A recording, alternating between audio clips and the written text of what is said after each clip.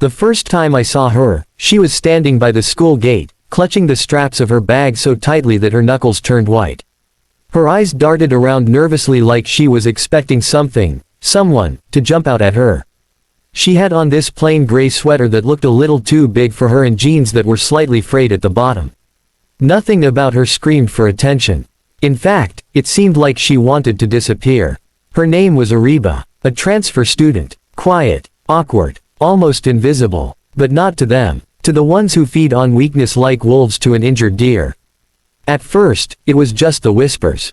You know, who is she, why does she dress like that, she smells like she shops at the second-hand market, kind of whispers. The ones that weren't meant to be heard, but always were. Ariba tried to ignore them. She would keep her head down, move quickly, avoid eye contact. It was clear she was used to this kind of attention, or the wrong kind of it. But what they didn't know, what I didn't know at the time, was that every whisper was a needle, and even the quietest ones leave scars. By the end of the first week, it escalated. It always does. The queen bee, Mahira, and her buzzing little followers, Anaya and Zoha, had found their new target. Mahira wasn't just popular. She was venomous. Her smile could slice through steel, and her words were bullets dipped in poison.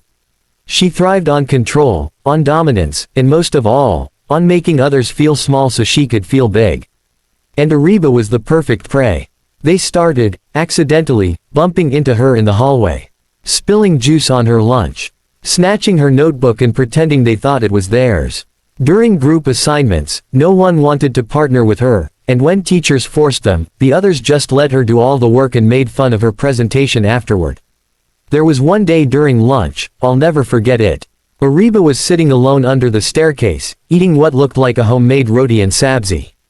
Mahira walked past and faked tripping, spilling an entire Coke onto Ariba's food. And then she laughed. So did everyone else, including me. Not because I thought it was funny. No, I laughed because it was easier than being the next target. Easier than standing out. Cowardice hides well in a crowd. But the worst was yet to come. 2 weeks later, the bullying turned digital. Anonymous Instagram stories started popping up. Pictures of Ariba in the cafeteria with captions like, "Lunch for the poor," and, "Did her clothes escape a charity box?" There were even memes with her face edited onto cartoons. I remember walking into school one morning and hearing a group of seniors chuckling at one. Someone had posted a screenshot of Ariba during a Zoom class where her mic had unmuted, and her mom's voice was heard scolding a sibling in the background. That moment, which should have been forgotten instantly, was turned into a joke that never ended. And yet, Ariba never cried in front of anyone. Not once. Her eyes remained hollow, but she never shed a tear. And that made her attackers even more cruel. Because bullies want a reaction. They crave it. And when they don't get it, they push harder. Mahira wasn't just cruel, she was obsessed. One day in class, Mahira sneakily placed a fake letter on Ariba's desk, a forged love letter from a secret admirer. It was crude, full of mocking compliments like, "Your greasy hair shines like motor oil," and, "Your laugh reminds me of goats in distress." Ariba read it slowly, blinked a few times, then folded it neatly and tucked it into her bag. I watched her closely that day. She didn't react, but something in her posture cracked. That night, I couldn't sleep. The next morning, Ariba wasn't in school. Not that day, not the next, nor the one after that. That's when the rumors started. She got suspended for slapping Mahira, one said. Her parents transferred her again, another claimed. She tried to hurt herself, someone whispered. That last one hit me like a brick. I didn't want to believe it. But when I checked her social media, I saw she had deactivated every account. Vanished. Like she had never existed. And the worst part, Mahira and her group laughed about it.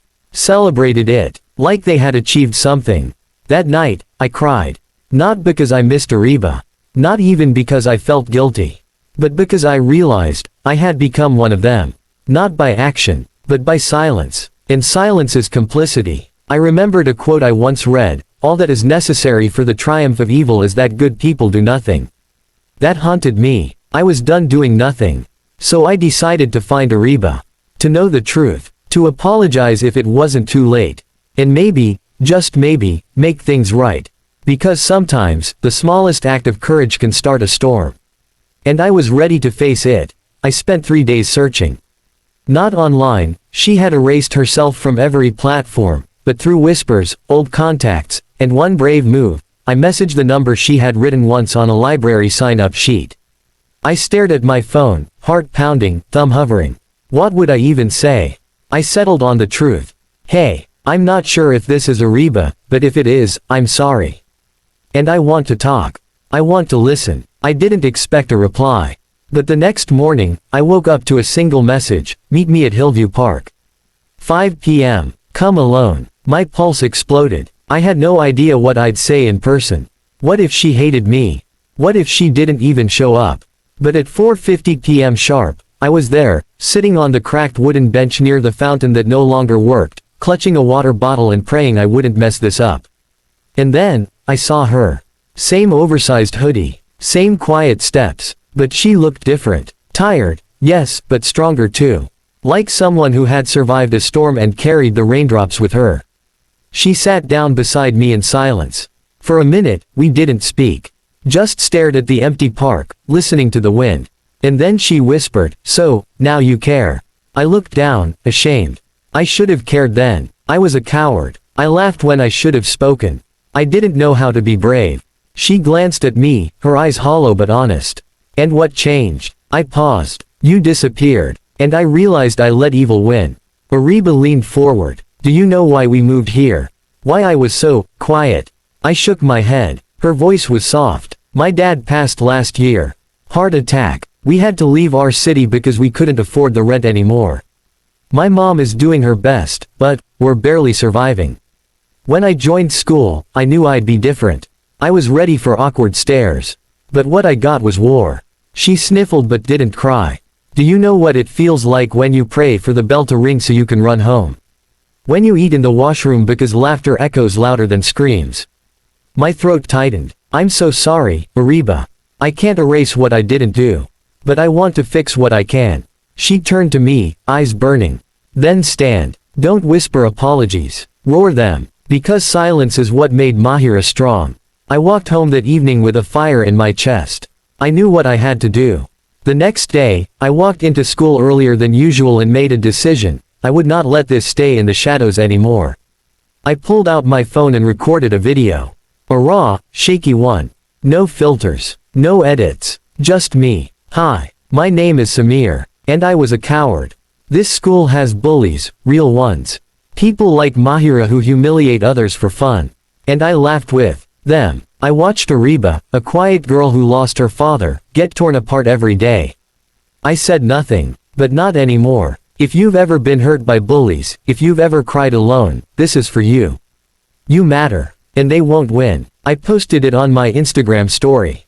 And braced myself. Within minutes, replies started flooding in. Bro, respect. I saw what they did to her too. Finally someone said it. But then, came the backlash. Mahira commented, "Aw poor hero boy, need attention." Followed by a laughing emoji. Her fans mocked me. Memes started. But I didn't care. Because by lunchtime, something crazy happened. Other students, ones I barely even knew, started speaking out too. Sharing their own stories. One girl confessed that Mahira had body shamed her for months. Another posted about being mocked for her stutter. By the end of the day, #stand for Ariba was trending in our school's digital groups. But Mahira wasn't done. Not yet. The next morning, I walked into class and found something stuck to my locker. A huge poster, my face photoshopped onto a superhero with the title, Captain Cringe, Savior of the Losers. Everyone laughed. Except for Ariba, who stood right beside me. Calm, strong. She ripped the poster down, tore it in half, and looked Mahira straight in the eyes. You've taken enough from me. But you won't take my silence anymore. The room fell silent. Mahira tried to laugh it off, but no one laughed with her. That was the moment. The shift. The power she had, the fear she thrived on, was gone. The next few days felt different. Teachers started noticing. The principal called a special assembly. They spoke about bullying, about digital harassment, about mental health. But words weren't enough. So I did one last thing. With Ariba's permission, I created a video, a montage of her story. Not the pain, but the strength. Her walking into school. Her drawing quietly in her notebook. Her helping a classmate. Her standing tall. We called it, The Girl Who Stayed Silent, until the silence was broken. We uploaded it to YouTube. Within days, it went viral. Thousands of views. Comments from strangers saying they related. Teachers from other schools asking to show it in class. Even a local news channel picked it up. In Mahira, her parents were called. She was suspended for a week. But the biggest punishment wasn't from the school. It was from her own followers, who finally saw her for what she really was. A bully with no power once her victim spoke. Ariba began to smile again. Not all the time, but more than before. She joined the art club. Started tutoring younger students. She still wore her hoodies, but now, people saw the girl inside them. In me, I learned that being a hero doesn't mean wearing a cape. It means standing when others sit. Speaking when others laugh. Choosing right, especially when it's hard. It had been a month since everything changed. Since the day Ariba stood up. Since the day I found my voice. And in those 4 short weeks, our school transformed. The whispers stopped. Students started opening up. The principal invited counselors to visit classrooms. There were kindness corners, where anyone could write anonymous notes of support. We were finally healing. But healing isn't always simple. It isn't always quiet. And sometimes, when the surface calms, the storm underneath still brews. Ariba was stronger now. You could see it in the way she walked, back straight, chin up. Not cocky, but confident. She even gave a short speech during an assembly on Anti-Bullying Week. The auditorium had gone completely silent as she said, "They called me invisible. But now, I choose to be seen." That line got printed on the back of our school shirts. She became a symbol of quiet strength. Everyone respected her. But that didn't mean everyone had changed. Some wounds don't heal with time. Some fester. One afternoon, I noticed Ariba was absent again. A whole week passed, and she didn't return. At first, I thought maybe she had the flu, but something felt off. She hadn't replied to any messages. No online activity. Not even her closest friend, Ramin from the art club, knew where she was. Then, on a rainy Friday morning, we found out. The principal called a sudden assembly. Everyone shuffled into the hall, confused. We were expecting an announcement about exams or maybe a fire drill. But what we got stunned the entire room. Mr. Iqbal stood on stage, holding a paper in his hand, his voice shaking slightly as he spoke. "Students, it has come to our attention that a deeply disturbing video has been shared online, originating from outside the school, targeting one of our students, Ariba." The hall went still. The video is not only cruel, but illegal. We have launched a full investigation with the cybercrime unit. My heart dropped. "What video?" I whispered to Ramin beside me. She looked pale. I think I know. But I hoped it was fake. As it turned out, someone had uploaded an old clip. A deeply personal moment. Ariba at her previous school, being shoved in a hallway, breaking down in tears, while someone recorded from a corner, laughing. The video had resurfaced on TikTok. Captioned, "She cried then, she'll cry again, tears of joy #DramaQueen."